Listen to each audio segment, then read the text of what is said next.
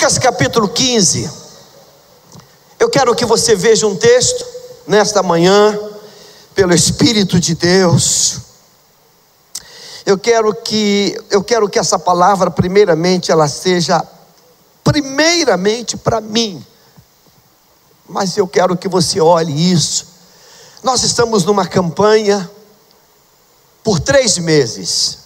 O nome da campanha é Restaurando o Altar Quebrado, para buscar a aprovação de Deus. Esse texto de Lucas 15 é um texto que eu tenho um amor muito grande por esse texto, porque eu sou muito edificado nesta palavra todas as vezes que o meu coração se volta para esse texto. E mais uma vez o meu coração foi dirigido para esse texto, e eu quero que você olhe comigo isso. Diz o texto assim: continuou, certo homem tinha 2 filhos. Leia comigo, vamos, 1, 2, 3. Certo homem tinha 2 filhos. A parábola do filho pródigo, ela é uma resposta de Jesus aos fariseus, escribas, publicanos. E dentro dessa resposta nós encontramos uma quantidade, eu diria que inimaginável, de verdades e de princípios de Deus para as nossas vidas.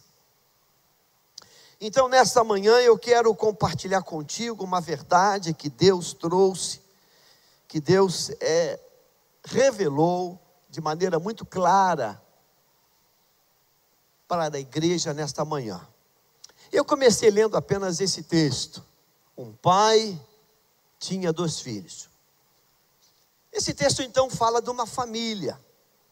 Um pai que tem 2 filhos. 2 filhos que têm o mesmo pai, que têm a mesma mãe, que têm uma mesma composição de DNA, não é? É o mesmo ciclo sanguíneo, é o mesmo pai, é a mesma mãe, são 2 filhos. Existem marcas indeléveis que ligam esse conjunto aí familiar. 2 filhos, um pai, que foi aquele que foi o motivador desta gravidez, e a mamãe, que foi o berço, foi o útero em que esses filhos foram concebidos e foram desenvolvidos até o dia do seu nascimento. Aí o texto começa contando para nós, faz uma fotografia de um momento que essa família experimentou, de um quadro que essa família viveu, que é possível ser vivida algo parecido em qualquer outra família nesta face, neste planeta Terra que Deus nos deu para viver. Eu vou continuar agora a leitura, apenas para quem está aqui conosco nos visitando, e hoje eu já cumprimentei algumas pessoas que estão conosco aqui visitando pela primeira vez, ainda não passaram pelas águas, não fizeram profissão de fé. Então vamos fazer essa leitura. Vamos na sequência da leitura. Versículo, continua 12. O mais moço deles, ou seja, o caçula, disse ao pai: dá-me a parte dos bens que me cabe. O mais moço, a partilha de uma herança, ela é feita no momento em que acontece a passagem do pai, daquele que é a coluna central, ou em um momento em que ele já vislumbra a sua passagem para a eternidade. Então ele pode reunir, mas aqui está muito antecipado o fato. E quem antecipa o fato, poderia até acontecer aqui por uma decisão do pai, do cabeça, mas acontece exatamente o contrário.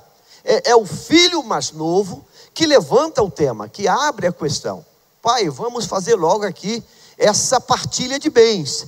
Então o filho mais novo, ele diz: pai, eu quero a parte dos bens que me cabe, que eu tenho direito, por herança, sou filho, legítimo, então eu quero essa parte.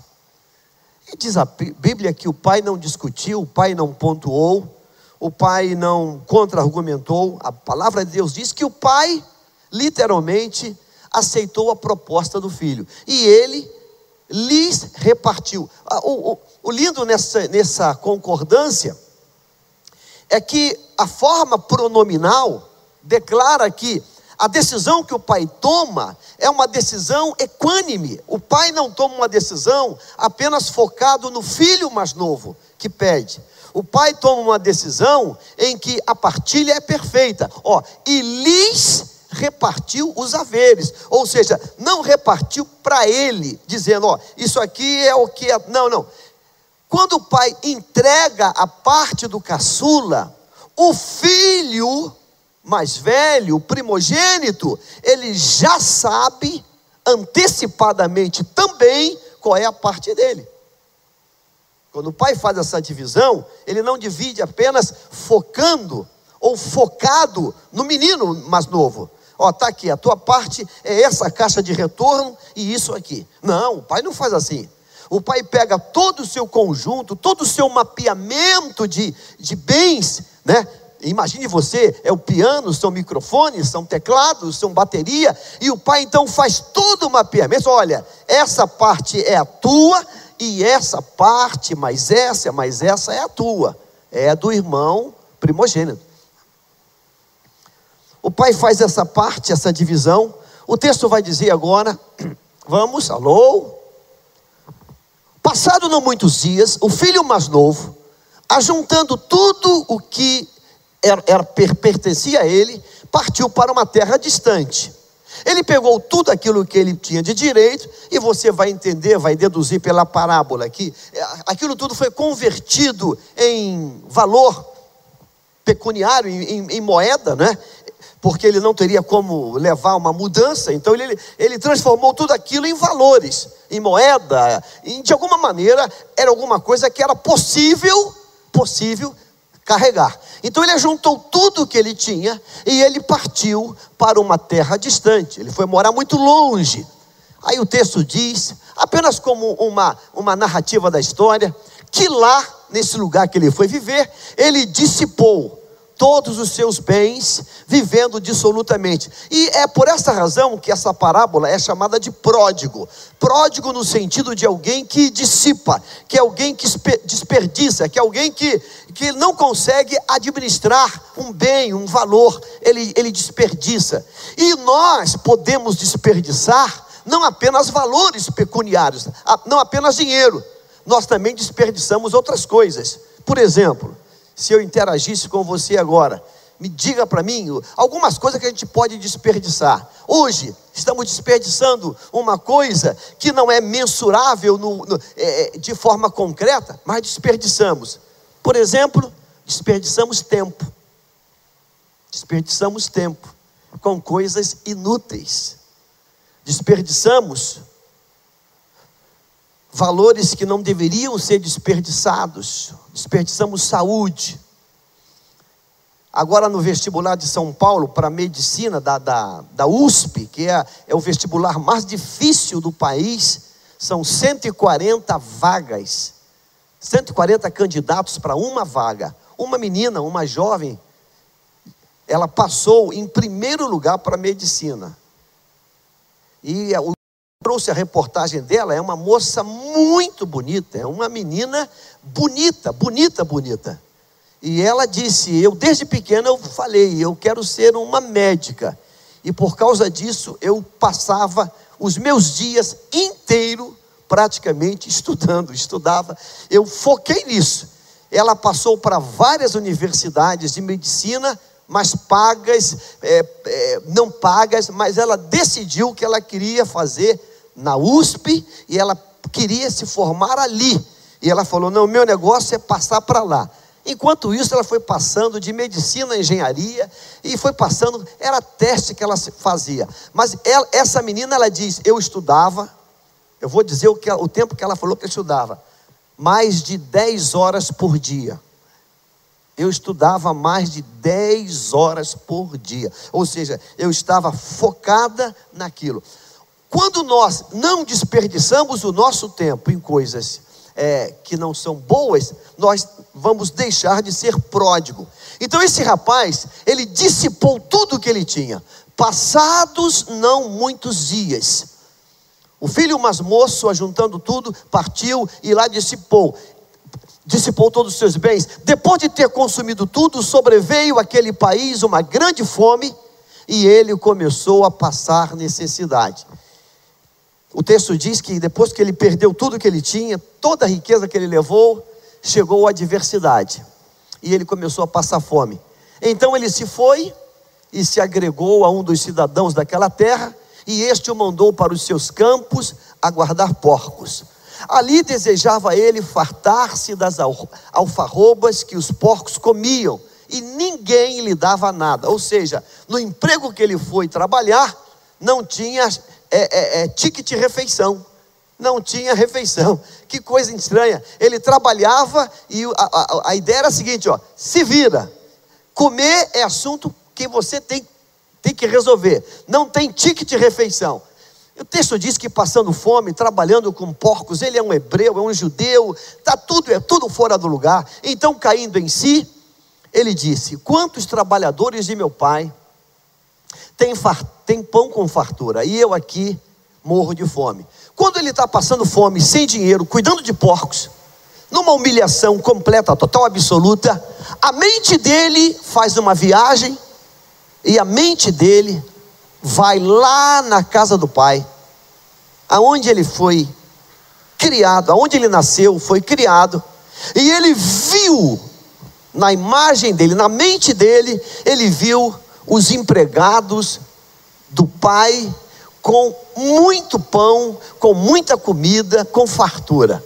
Que coisa linda. Ele está dizendo aqui nas entrelinhas que o pai desse rapaz é um homem de muitas posses, porque ele utiliza a palavra trabalhadores no plural, e ele utiliza a palavra pão com fartura. Ou seja, o pai é um pai muito abençoado, e a comida farta para todos os empregados. Então ele diz: levantar-me-ei, irei ter com meu pai, e vou dizer: pai, pequei contra o céu e diante de ti, já não sou digno de ser chamado teu filho, trata-me como um dos teus trabalhadores. Eu quero ser mais um dos teus trabalhadores. E levantando-se foi para o seu pai. Vinha ele ainda longe quando seu pai o avistou, e compadecido dele, correndo, o abraçou e beijou. E o filho lhe disse: pai, pequei contra o céu e diante de ti, já não sou digno de ser chamado teu filho. O pai, porém, disse aos seus servos: trazei depressa a melhor roupa, vestiu, ponde-lhe um anel no dedo e sandália nos pés. Trazei também e matai o novilho cevado, comamos e regozijemo-nos. Porque este meu filho estava morto e reviveu, estava perdido e foi achado, e começaram a regozijar-se.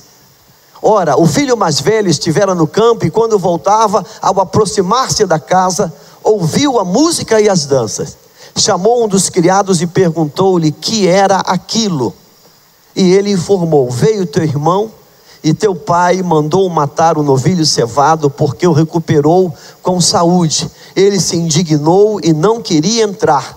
Saindo, porém, o pai procurava conciliá-lo. Mas ele lhe respondeu a seu pai: há tantos anos que te sirvo, sem jamais transgredir uma ordem tua, e nunca me deste um cabrito sequer para alegrar-me com os meus amigos.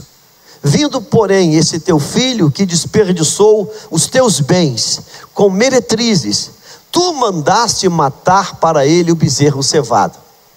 Então lhe respondeu o pai: meu filho, tu sempre estás comigo, tudo o que é meu é teu. Entretanto, era preciso que nos regozijássemos e nos alegrássemos, porque esse teu irmão estava morto e reviveu, estava perdido e foi o quê? Achado. Pelo Espírito da palavra revelada nesta manhã, eu quero que você olhe comigo uma característica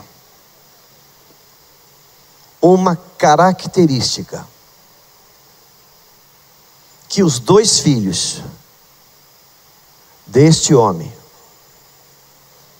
possuíam. A campanha que nós estamos caminhando é restaurando o altar quebrado, para buscar a aprovação de Deus. Esses dois garotos, esses dois rapazes, possuem uma característica assustadora. Ambos têm a mesma característica. Não me pergunte como surgiu isso. Não me pergunte como brotou essa característica. Mas é uma característica infernal. Se eu perguntasse a você, em que aspecto esses dois garotos se parecem com perfeição?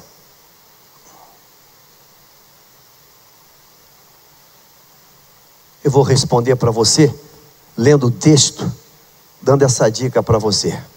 Coloque na tela, capítulo 15, versículo 12. Versículo 12, coloque na tela o versículo 12. E depois coloque o versículo 29. Você pode ler comigo? O mais moço deles disse ao pai: Pai, eu quero ouvir a tua voz. Pai, dá-me a parte dos bens que me cabe. Só essa parte, diga assim: Pai, dá-me a parte dos bens que me cabe. Agora eu quero que você olhe o versículo 29. É o outro, é o mais velho, é o primogênito. Coloque o 29. Você pode ler comigo também? Mas ele respondeu a seu pai: há tantos anos que te sirvo, sem jamais transgredir uma ordem tua. John Stott, ele nos incentiva a pensar. Olha esses dois textos. Eu não sei se consegue colocar. Natan, é você que está aí, Natan? Natan, coloque na tela, vê se você consegue dividir na tela o versículo 12 e o versículo 19. Na mesma tela, o 12 e o 19. De repente diminuindo a letra, para ver se a gente consegue encaixar os dois. Pense, olha esses dois textos. A minha pergunta é: qual a característica forte que marca os dois? Olha os dois versículos. Olha o irmão mais velho, o que ele diz? Mas ele respondeu a seu pai: há tantos anos que te sirvo, sem jamais transgredir uma ordem tua. Nunca transgredi uma ordem tua. Nunca. O irmão caçula diz: dá-me a parte dos bens que me cabe. Você percebe alguma coisa, alguma característica fortíssima que marca os dois? Alguém falaria? Olha essas duas características. Olha essa aí: há tanto tempo que te sirvo, sem jamais transgredir uma ordem tua. Nunca quebrei uma ordem tua. Nunca. O outro disse: dá-me a parte que me pertence. Qual a característica que marca esses dois rapazes? É a mesma característica, a mesma, com vertentes diferentes, mas é a mesma. A característica é a mesma, a coluna central é a mesma, o desdobramento que difere, mas a característica é a mesma. E é sobre isso que eu quero falar nesta manhã, comigo, contigo, com cada um de nós. Percebe? Alguém quer falar alguma coisa? Qual é a característica maior que marca os dois? Os dois se parecem com perfeição. Os dois se parecem com perfeição. É a mesma característica nos dois. O quê? Egocentrismo.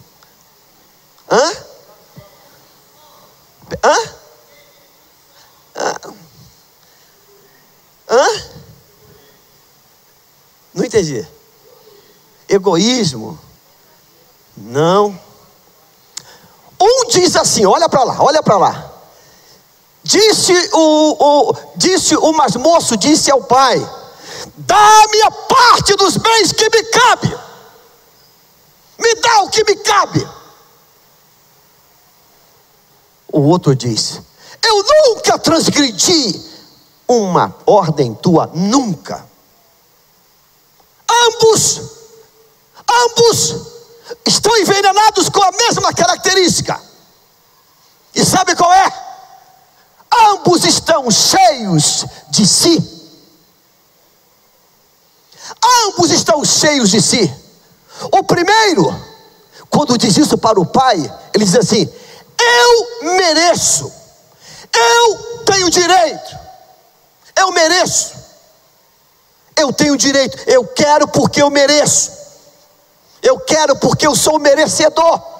Diga assim, o primeiro diz: eu sou o quê? Diga merecedor. Por isso eu quero, eu tenho direito, eu sou merecedor. Então, ele está cheio de si. Mereço, tenho direito, eu sou merecedor. O segundo tem a mesma característica. A mesma característica. O segundo diz assim: pai, há tantos anos que te sirvo, sem jamais transgredir uma ordem tua. Diga assim: pai, há tantos anos que te sirvo, sem jamais transgredir uma ordem tua. Ele também está cheio de si. E sabe qual é a característica dele? Eu sou perfeito. Eu sou perfeito. Pai, eu sou perfeito. Eu nunca quebrei uma ordem tua. Eu sou perfeito. Cheio de si. Sou perfeito. Eu nunca desobedeci. Eu sou perfeito. Eu sou perfeito. A mesma característica. Um é cheio de si porque se acha merecedor, porque acha que tem merecimento. Acha não, tem certeza. Me dá a parte dos bens que me pertencem. Ele se acha merecedor. Ele tem certeza que ele tem direito. O outro é a mesma coisa, é cheio de si, numa outra direção. Sou perfeito. Irmãos, esse outro, ele só chegou só faltou dizer assim: pai, inclusive, eu nem dessa terra sou. Eu desci direto do céu, porque olha o que ele diz: sem jamais transgredir uma ordem tua. Sem jamais, ou seja, eu sou perfeito. Eu sou o cara, eu sou perfeito. Sabe, irmãos, a quem Deus vai honrar? A quem Deus vai honrar? Eu percebo que não existe nada pior no ser humano. É quando ele está envenenado por essa coisa de ser cheio de si. Porque ser cheio de si é algo tão maligno que ele tem duas vertentes. Esse texto me diz que é possível ser cheio de si fazendo coisas erradas. Me dá a minha parte que eu quero a ela agora. Ele pega e vive dissolutamente. Mulheres, orgia, ele vai viver longe, ele enfia o pé na jaca. Uma vida torta, uma vida errada. Mas esse texto me assusta, porque é possível ser cheio de si, fazendo as coisas certas. Uau, aí me preocupa. Porque o filho que diz assim: eu nunca transgredi uma ordem tua, ele continua na casa do pai, ele continua trabalhando no campo do pai, ele continua fazendo e cumprindo as coisas que devem ser cumpridas. Você lembra de Pedro? Senhor, eu nunca,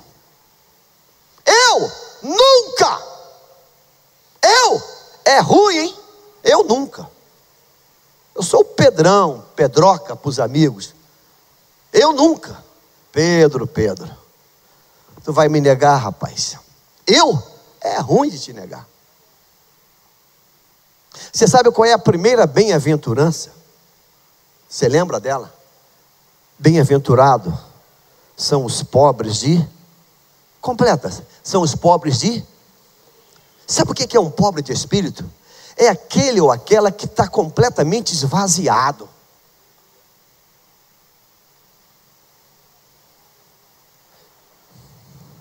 Talvez uma das maiores máximas de um grande filósofo que já pisou nessa terra e que viveu nessa terra, chamado Sócrates, um pensador.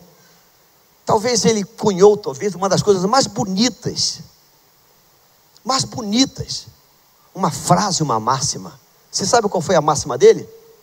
Alguém lembra? O que sei é o quê?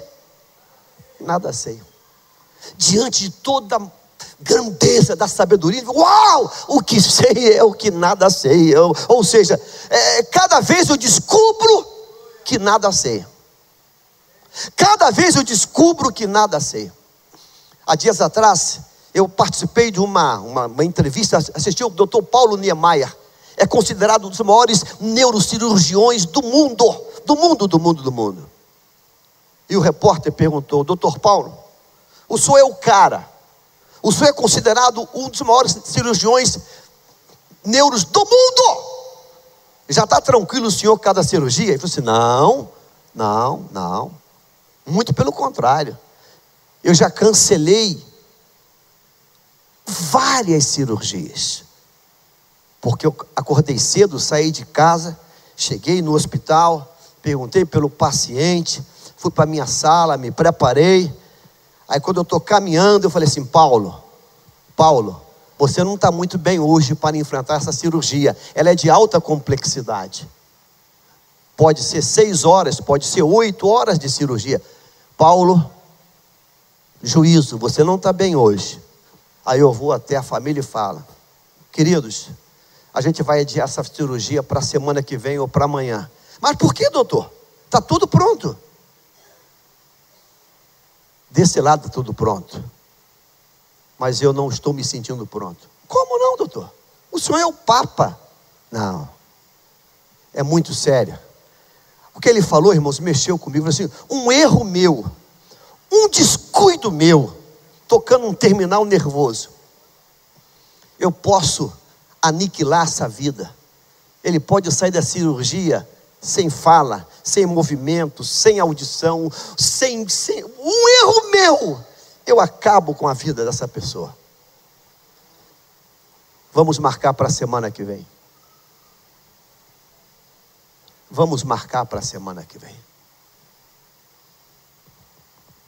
Ele disse: eu pego a minha equipe, eu proíbo qualquer tipo de celular, eu proíbo qualquer coisa que possa tirar a atenção da minha equipe, qualquer coisa,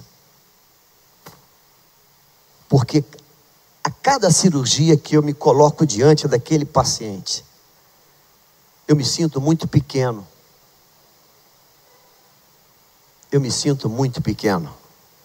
Aí o outro falou: talvez seja por aí a razão do seu sucesso. Talvez seja por aí a explicação do seu sucesso. 2 filhos, um filho cheio de si, me dá a minha parte. Outro filho cheio de si, eu nunca quebrei um mandamento teu. O filho que está cheio de si, porque merece, vai embora, dissipa, gasta tudo. Hoje eu não sei como é que ele voltaria, Porque hoje tem coca, tem crack, hoje tem droga, tem heroína, hoje tem AIDS. Eu não sei como esse garoto voltaria. Mas esse garoto voltou ainda, relativamente inteiro. Relativamente inteiro. Mas o engraçado, o interessante da volta desse menino é a maneira como ele voltou. A maneira como ele regressa, a maneira como ele fala. Leia comigo aqui esse retorno do menino. Quando ele volta para o pai, ele diz: pai, eu não mereço, eu sou indigno. Olha o que vai dizer, o que ele vai dizer para o pai. Levantar-me-ei, versículo 18 em diante. Levantar-me-ei, irei ter com meu pai e lhe direi: pai, pequei contra o céu, pequei diante de ti. 19, olha o 19. Já não sou digno de ser chamado teu filho, trata-me como um dos teus trabalhadores. Esse menino volta diferente. Ele saiu cheio de si, eu mereço. E ele volta diferente. Ele diz: pai, eu não mereço mais nada. Mais nada. Todo o meu mérito foi embora. Eu não mereço mais nada. Agora eu tenho direito a não ter direito. Agora eu não passo de um empregado na tua propriedade. Isso se você me der essa vaga. Você sabe qual é o grande problema da humanidade, irmãos? É uma coisinha chamada estar cheio de si. Conhece aquela expressão? Fulano está se sentindo, se sente. Olha, se sente, se sente. Estamos acompanhando aí no jornal, na mídia, um personagem brasileiro que falou o tempo todo na mídia que seria o homem mais rico do mundo. E faltava pouco para ser o mais rico do mundo. E hoje a gente vê um quadro completamente diferente. Acompanhei durante anos a biografia de Antônio Hermílio de Moraes, um dos homens mais ricos desse país, na metalurgia, no alumínio, no cimento. Uma firminha pequenininha chamada Votorantim. Esse homem acordava às 5 horas da manhã, ia para a Santa Casa de Misericórdia, onde ele era um provedor daquela, e assustava os funcionários, porque ele descia e entrava cumprimentando as pessoas: doutor Hermílio, o senhor aqui?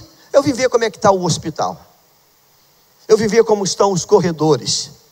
Algumas vezes chegava lá e ajeitava alguma coisa: doutor Hermílio, não, por que não? A vida é muito curta. A vida é muito curta, a vida é muito passageira. Aquele homem deixou uma marca inigualável de alguém que chegou nos lugares mais altos, mas que continuou consciente que precisava estar vazio de qualquer coisa que não vai ser bênção. Você sabe como termina esse texto de Lucas 15? Esse texto termina com alguém que fez um monte de besteirada na vida, mas que termina com todas as honras. E esse texto termina com uma interrogação: o perfeitinho, o santinho, o corretinho, ele termina com um ponto de interrogação. Bem-aventurado são todos aqueles que são capazes de se esvaziar e dizer: Deus, eu quero me esvaziar. Eu nunca quero estar cheio de mim. Eu nunca quero ser cheio por esse eu, por essa coisa. Nunca. Eu quero estar esvaziado, completamente esvaziado. Esse é o exemplo que Jesus nos deu, quando ele deixou um trono de glória e se esvaziou por completo. Esse é o exemplo do Senhor, quando vai nascer numa manjedoura, numa estrebaria, quando poderia ter o melhor do melhor de sua época. Esse é o exemplo. Esse texto de Lucas 15, ele me dói, ele me assusta, porque absurdamente, ou paradoxalmente, ou estupidamente, é possível trabalhar na casa do Pai, cheio de si. E eu quero fazer uma pergunta para mim hoje, quem sabe, quiçá seja para você também. A pergunta seria essa: Jaime, como você se vê? Como você se vê? Pergunte isso para você. Como é que eu me vejo? Senhor, Pai, eu nunca transgredi uma ordem tua. Como é que você se vê? Você lembra de Eucana falando com uma mulher esfacelada porque é estéril? Eucana fala uma coisa que jamais deveria ter falado. Não sei se você lembra. Ali é o retrato de alguém que está cheio de si. Ela está chorando pela esterilidade dela. Ela está chorando pelo massacre de Penina contra ela. Ele diz: por que você está chorando, mulher? Eu te sou melhor.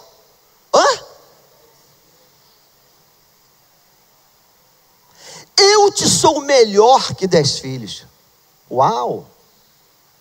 Só faltou perguntar se essa era a mesma opinião dela. Eucana, você está dizendo que você é melhor que 10 filhos para uma mulher estéril que chora desesperadamente para quebrar esse estigma na vida dela? Tu é corajoso. Tu é corajoso. Não faça isso. A gente não percebe. Ele era um bom marido, sim. Ele era cuidadoso, sim. Ele dava porção dobrada para ela, sim. Mas veja como isso é perigoso, irmãos. Veja como isso é sutil em nós. A gente não percebe, mas a gente fica cheio de si e não percebe, fazendo as coisas certas. Pergunte: onde está o filho mais velho? Trabalhando no campo. Onde está o filho mais velho? Ralando no campo. Onde está? No campo, no campo, no campo. Ele é o cara, está fazendo a coisa certa, está trabalhando para o pai, mas ele tem um vírus, uma doencinha, que vai tirar dele a honra. Lucas 15 não termina com honra para ele. Lucas 15 termina com honra para aquele que pecou, para aquele que fez um monte de maluquice, mas que se esvaziou e retorna esvaziado. Nesta manhã, meu irmão, Deus não vai levar em conta, na hora de conceder dádivas, o tamanho do teu pecado. Deus vai levar em conta o tamanho do teu orgulho, do teu eu. Aquele pai vai dizer: olha, você agora vai receber, você escolhe ou o vestido ou a sandália, porque você já pisou na bola. Você escolhe, ou vai pegar um prato feito, ou você escolhe. Não, mesmo com toda aquela doideira, vestido, sandália, anel, festa, bezerro, celebração. Por uma única razão, ele volta dizendo: pai, eu não mereço mais nada. Aquele garoto que disse: eu quero a minha parte, agora volta dizendo: pai, eu não tenho mais parte nenhuma, eu não mereço mais nada. Coloque isso no teu coração, porque nesta manhã Deus está sinalizando para você como vai ser o futuro. O futuro vai ser muito forte para aqueles que conseguem caminhar nessa estrada completamente esvaziado de todo eu. Eu sou o melhor, eu sou isso, eu sou aquilo outro, eu sou o mais crente, eu sou o mais santo. A Bíblia vai dizer para mim: quem está em pé, o que tem? Cuide o que? Não caia. Talvez os homens mais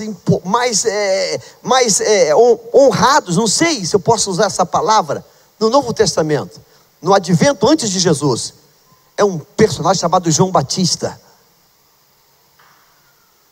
João Batista, você conhece ele. João Batista diz assim, João 3,30, é necessário que ele cresça e que eu diminua.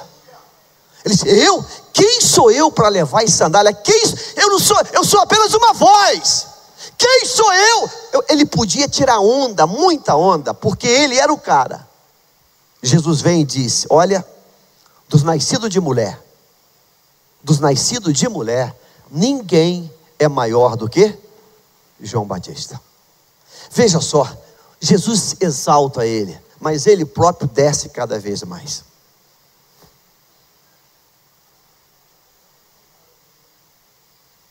Tenho viajado esse Brasil pregando. Já fui em eventos e falo isso com dor no coração.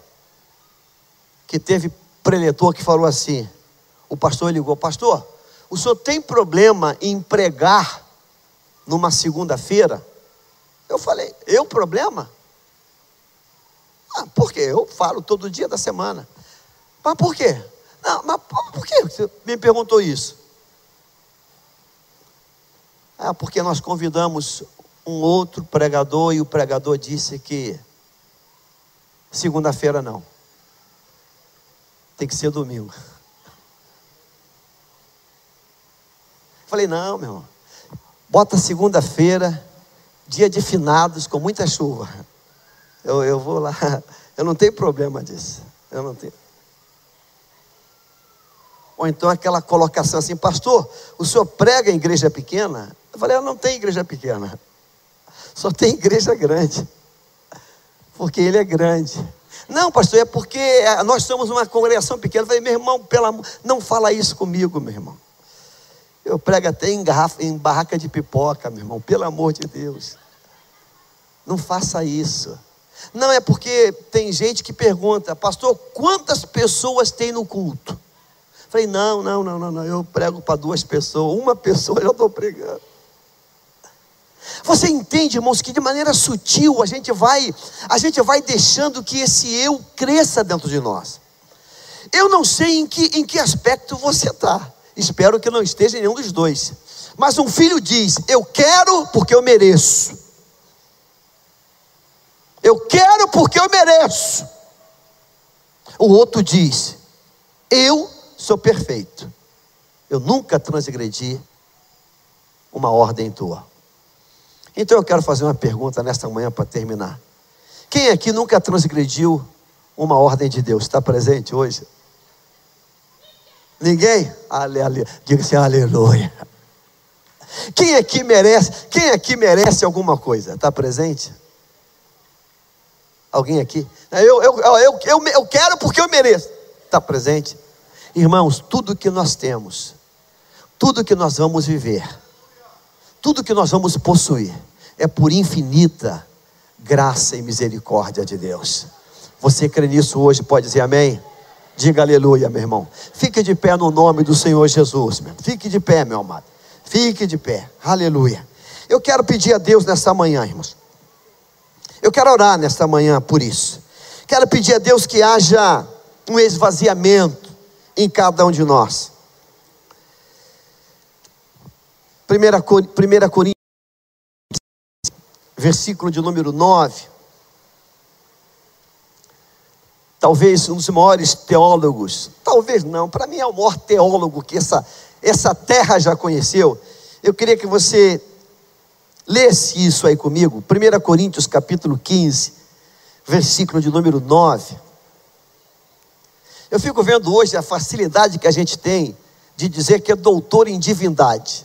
É uma facilidade, cara. É uma facilidade. Doutor em divindade. É uma facilidade. É uma facilidade. Doutor em divindade. É uma facilidade que eu tenho até coceira, urticária com isso.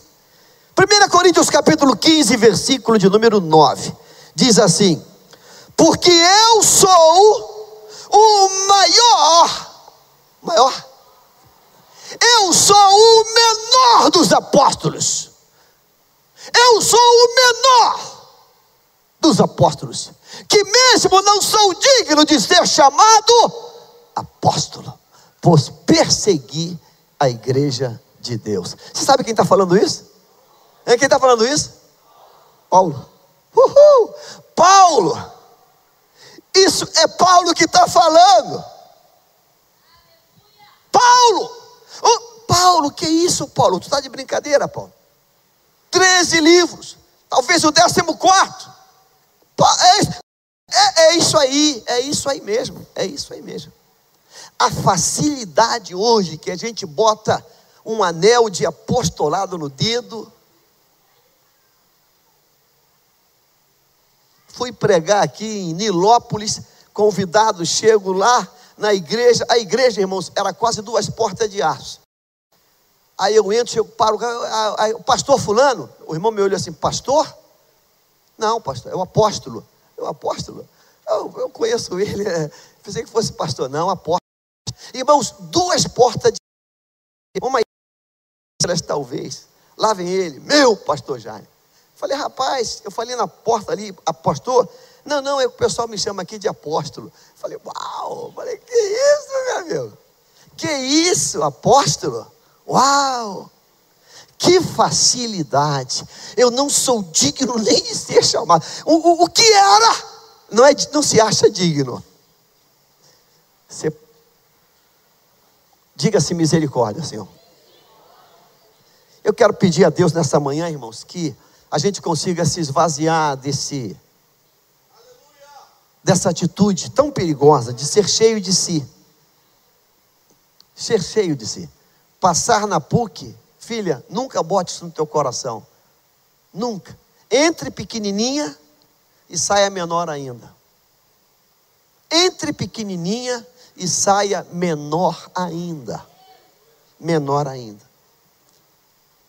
A história nos ensina muito sobre vidas que marcaram. Mahatma Gandhi, um dia sendo esperado numa cidade da Índia, acharam que ele vinha no trem, no carro de primeira classe, e botaram um tapete vermelho. Quando o trem parou, estenderam o tapete, desceram os ricos, os todos poderosos, e a comitiva esperando Mahatma Gandhi. Ele não desceu. O comentário geral: Mahatma Gandhi, ele mentiu, ele quebrou o compromisso. Estava tudo certo, ele falou que viria. Ele não é um homem muito confiável. O murmúrio ali no vagão de primeira classe. De repente alguém olha assim: aquele homem lá embaixo na estação, não é ele? É ele. Todo mundo correu para lá. Mahatma Gandhi, que esperando a comitiva toda, com o palanque, com tudo. O senhor não vê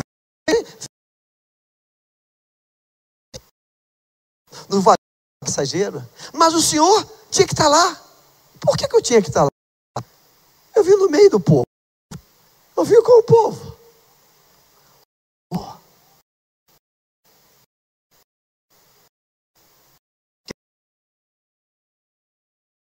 Deus,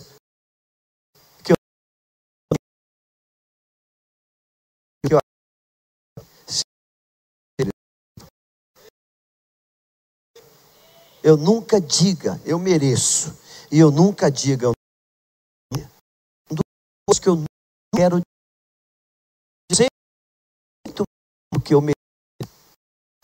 Você sempre vai receber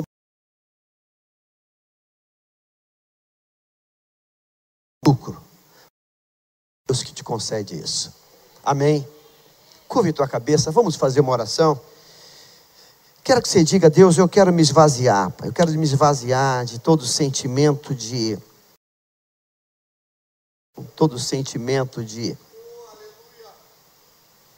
pureza. Quero me esvaziar de todo eu. E quero dizer: Deus, eu consiga descer cada vez mais. Pai querido,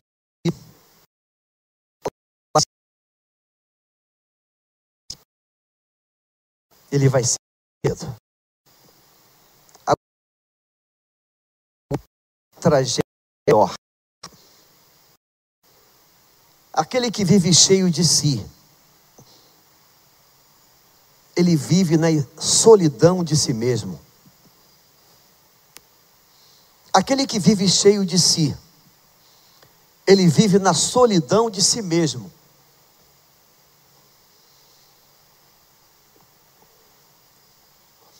O filho mais velho continuou trabalhando. O filho mais velho permaneceu naquela casa, mas não se sentia mais parte do irmão, nem parte da família. Senhor, eu te peço perdão pelos momentos em que o diabo lançou uma seta e me fez pensar alguma coisa além do que eu realmente sou. Eu não passo de pó e cinza. Eu não passo de alguém que é completamente dependente da tua misericórdia. Que eu nunca me esqueça disso. Que se não for a tua bondade, a tua misericórdia, eu não permaneço nem mais milésimos de segundo. Senhor amado, que eu saiba isso, em nome de Jesus. Eu quero restaurar o altar nesta área. Eu quero, Deus, cada vez mais descer e cada vez mais, ó Deus, me quebrantar diante de Ti. Eu quero cada vez mais, Deus, descer ao pó. Eu quero cada vez mais me prostrar diante de Ti. Grande é o Senhor, digno é o Senhor. Ó Deus, que eu consiga entender isso, Pai, para que eu não me auto-engane. Estar na casa do Pai, trabalhar para o Pai, executar tarefas para o Pai, não me torna alguém que está não cheio de si. Ó Deus, Senhor, se aquele rapaz teve uma chance de dizer: Pai, eu me precipitei, Pai, eu quebrei sim teus mandamentos. Quando eu me recuso a entrar numa festa, eu estou quebrando o teu mandamento. Quando eu me recuso a não me envolver com a tua alegria, eu estou quebrando a tua ordem. Ó Deus, que eu consiga entender isso, que o meu sentimento de ser injustiçado, ele está completamente errado. Eu penso num cabrito e tu tens bezerro. Até a minha noção de justiça é errada. Senhor amado, me faz entender isso hoje. Faz com que teu povo entenda isso hoje. Cada um considere os outros superiores a si mesmo. Ó Deus, sucesso, honra, anel, vestido, sandália, é para quem se esvazia. E quem se esvazia vai viver a glória nesta vida e no reino. Ó Deus, que eu consiga entender isso hoje, em nome do Senhor Jesus. Você pode dizer amém? Diga glória a Deus. Aplauda o Senhor Jesus, meu amado.